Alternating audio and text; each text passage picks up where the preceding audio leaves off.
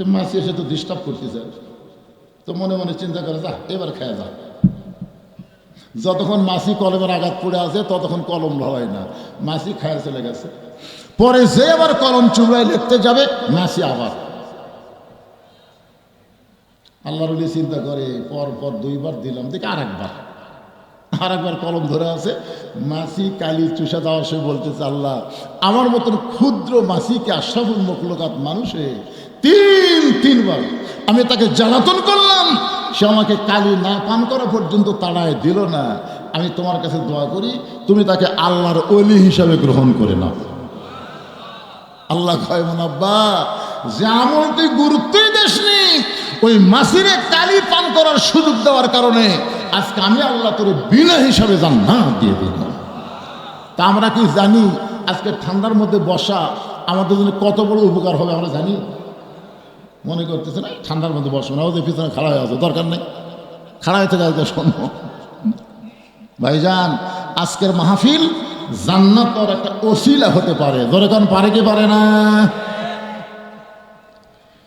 ফাসাল্লি রাব্বিকা ওয়ানহার, 1 নম্বর হলো নামাজ, 2 নম্বর হলো কুরবানি। এই নামাজটা আল্লাহ তাআলা নবীকে আরশে দিয়েছেন। জোরে বলেন কোথায়?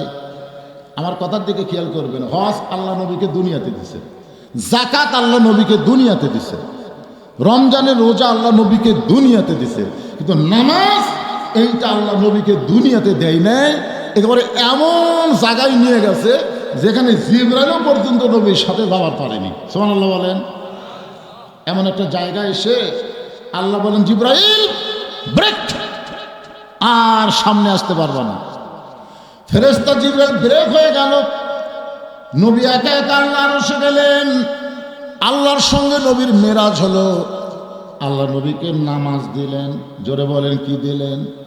আল্লাহ নবী 2 জনা প্রেম করেছেন গোপনা, মাঝখানে তো জিবরাইলের জায়গা ছিল না।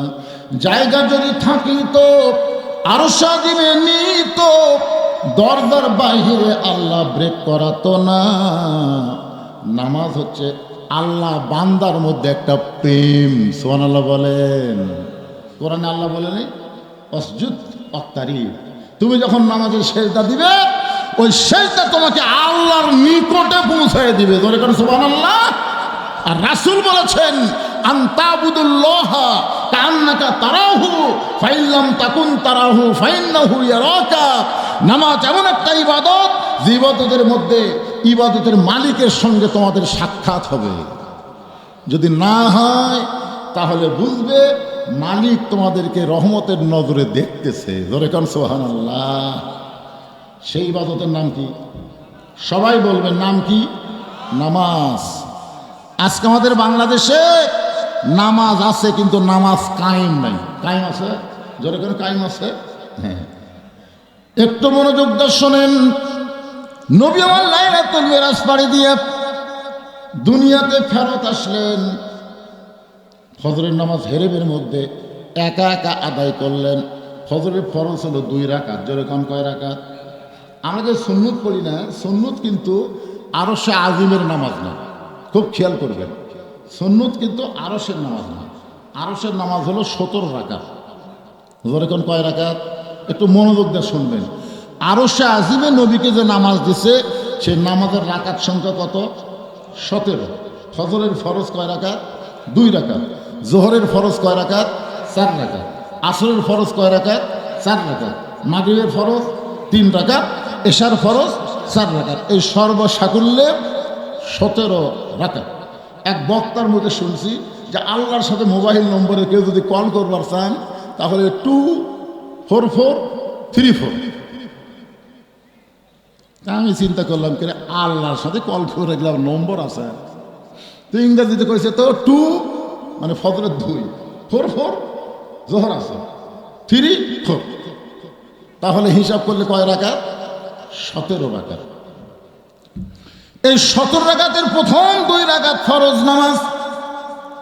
ফজরের ফরজ নামাজ আদায় করে নবী হেরেমের ভিতরে বের হয়ে আসতেছেন। আসার সাথে সাথে যার সঙ্গে দেখা তার নাম হলো আবু জেহেল। আবু জেহেলের কি ভাগ্য দেখছেন? আবু জেহেলের ভাগ্য, হাসিনার একটা কল রেকর্ড ফাঁস হয়েছে। তার সামসাকে বলতেছে, আমাকে ঢাকার পার্টি অফিসের খবর কি, কেন্দ্রীয় অফিসের খবর কি? পেশাব পায়খানা। এখানে আবু জেহেলের সাথে মিলে যাচ্ছে পারে, কি কথা রে। আমি হিসাব করে দেখছি, ফেরাউনের জীবনে আমি পড়ছি, নমরুদের জীবনেও পড়ছি এবং আবু জেহেলের জীবনে আমি পড়ছি, কিন্তু এরা তিনজন হাসিনার মতন এত খারাপ নয়। হাসিনা হলো ডিজিটাল খারাপ, তোর এখন কি খারাপ? ডিজিটাল। আরে সর্বপ্রথম মেরাজের পরে নবীর যার সাথে দেখা হলো তার নাম হলো আবু জেহেল। কি একটা ভাগ্য দেখছেন। আবু জেহেল নবীর চেহারার দিকে তাকায় বলে, বাজান, ও কি সুন্দর সুর, বাবারে সন্ধ্যার সময় তোমার দেখছি তুমি সুন্দর, কিন্তু সকালবেলা দেখতেছি তুমি অতীব সুন্দর। আবু জেহেল নবীকে বলতেছে, সন্ধ্যার সময় তোমাকে দেখছি তুমি সুন্দর, কিন্তু সকালবেলা দেখতেছি তুমি অতীব সুন্দর। আসলে আমাদের নবী যে সুন্দর ছিল এই ব্যাপারে কারো সন্দেহ আছে নাকি? যেরকম সন্দেহ আছে? 400 গ্রহ তারা, তারি নূরের ইশারা, নইলে যে অন্ধকারে ডুবিত এই ধরনী। সবাই বলেন, নবী মোর পরশমণি, নবী মোর সোনার খনি, নবী নাম ভাবে যেজন সেই তো দোজাহানের ধনী। সন্ধ্যার সময় দেখছি তুমি সুন্দর, সকালবেলা দেখতেছি তুমি অতীব সুন্দর। নবী বললেন, চাচা সকালবেলা অতীব সুন্দর দেখার পিছনে একটা কারণ হলো, আজকে রাত্রিবেলা কাবার পাশে আমি ঘুমিয়েছিলাম, ফেরেশতা জিবরাইল আমারে ঘুম থেকে চেতন করে জমজমের কূপের পানিতে ওযু করানোর পরে একটা প্রাণীর পিঠে করে বরাক, যার নাম, বাইতুল মুকাদ্দাসের মধ্যে গেলাম। বাইতুল মুকাদ্দাসে 2 রাকাত নামাজ আদায় করার পরে, 2 রাকাত নামাজ পড়ানোর পরে, ইমামতি করার পরে আমাদের নবী কি করছেন? পড়ছে না পড়াইছে? জোরে কোন, পড়ছে না পড়াইছে? আপনারা বলেন তো, সবাই নামাজ পড়াবার পারবি? বাংলাদেশে যত দল আছে, কোন দলের নেতারা নামাজ পড়াবার পারবি? আপনার কোনো নাম করা লাগবে না, মনে মনে খালি হিসাব করবেন, পড়া পড়া আর পড়ান। আমি ছোট ভাই হজ করে আসার সময় বড় ভাইয়ের জন্য একটা জুব্বা আনছে, মদিনার জুব্বা। বড় ভাইয়ের জীবনে নামাজে পড়ে না, এখন সেই বড় ভাই জুব্বা দিছে। বড় ভাই জুব্বা গাওয়ার দেখে আমি হুজুর হলাম রে, আজ থেকে আমি হুজুর। কে রে, জুব্বা গাওয়ার দিলে হুজুর হওয়া যায়? গরিবের বন্ধু, সমাজসেবক, জনদরদি, এমন সাইজ নিয়ে আসে মনে হয় যে এই মাত্র জান্নাত থেকে পলে যাচ্ছে।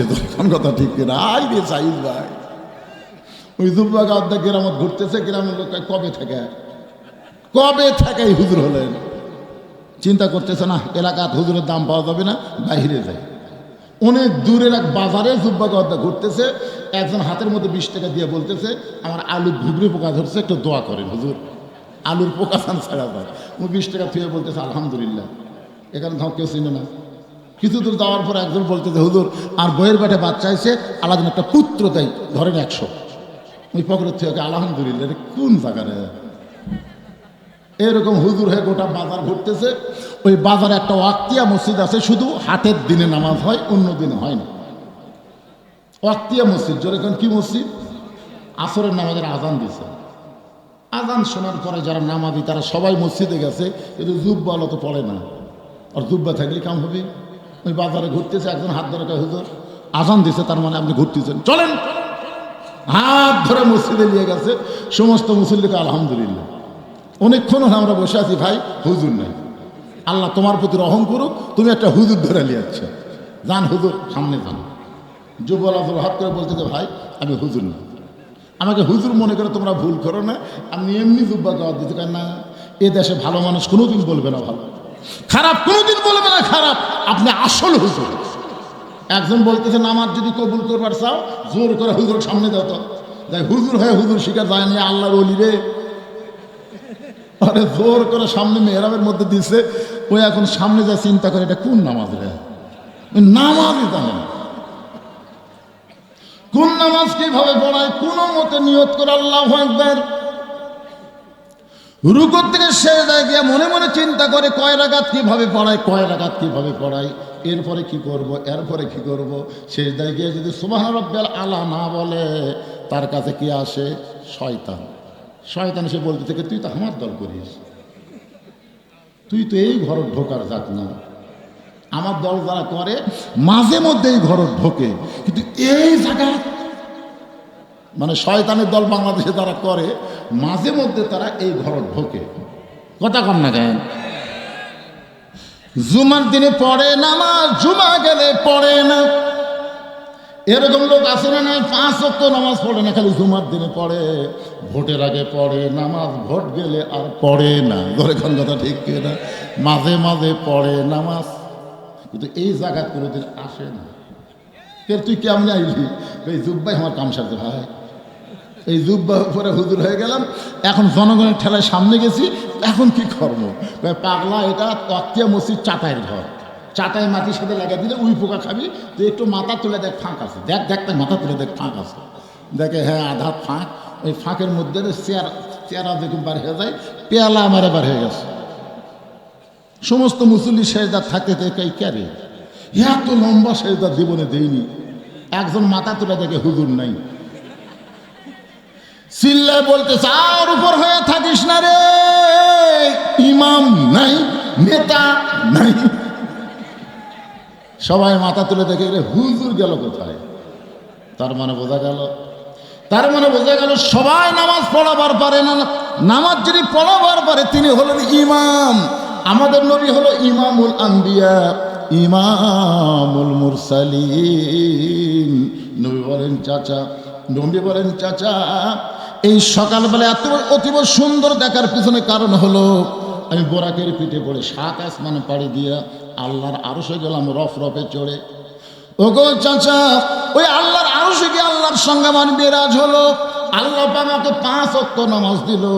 এই 5 ওয়াক্ত নামাজ নিয়ে রাতারাতি আবার দুনিয়াতে ফেরত এসে সকালবেলা ফজরের 2 রাকাত ফরজ পড়ে আপনার সঙ্গে আমার সর্বপ্রথম দেখা হলো। এই কারণেই হয়তো আমার চেহারা আপনি অতীব সুন্দর দেখতেছে। আপনারা তো সুবহানাল্লাহ করলেন, কিন্তু আবু জাহেল সুবহানাল্লাহ কর পাটি ওই চিল্লাকে। আমি জীবনে 2 বার বাইতুল মুকাদ্দাসে গেছি রে, যেখানে যাইতে লাগে 30 দিন আর আসতে লাগে 30 দিন। আজকে রাত্রি তুই 2 রাকাত নামাজ পড়াছিস, আর সেখান থেকে 7 আসমান পাড়ি দিয়ে আল্লাহর আরশে গেলি, আল্লাহর সাথে দেখা করলি, আল্লাহ তোকে নামাজ দিল। আবু জাহেল চিল্লায় বলে, পাগল, তুই পাগল হয়ে গেছিস। এই বলে যখন দৌড় দেয়, পিছন দিক থেকে নবী ডাকদা বলে, চাচা আপনি আমাকে 100 বার পাগল বলেন, কিন্তু আপনি দৌড় কেন মারতেছেন? আবু জাহেল বলতেছেন, অনেক দিন ধরে চেষ্টা করতেছি আমার এলাকা থেকে তোকে বার করে দিব, কিন্তু বার করার ইস্যু পাচ্ছি না, আজকে পাইছি। নবী বলেন, কেন বার করবেন? বলেন, কয়েকদিন হলে দেখতেছি যে তোর বাড়ির কাছে মানুষ এসে সালাম দেয় আর আমার বাড়ি থুতে দেয়। একই জায়গার যে বাড়ি, আপনারা যারা হজ করবার গেছেন তারা দেখছেন, দেখেননি ভাইজান? নবীজি বাড়ি হচ্ছে লাইব্রেরি আর আবু জাহেলের বাড়ি হচ্ছে পায়খানা। দরকার কি খানা? তা আমি কয়েকদিন হলে দেখতেছি তোর বাড়ির দিকে জনগণ এসে সালাম দেয় আর আমার বাড়ির দিকে থুতে দেয়। এত বড় নেতা থাকতে তোকে সালাম দেবে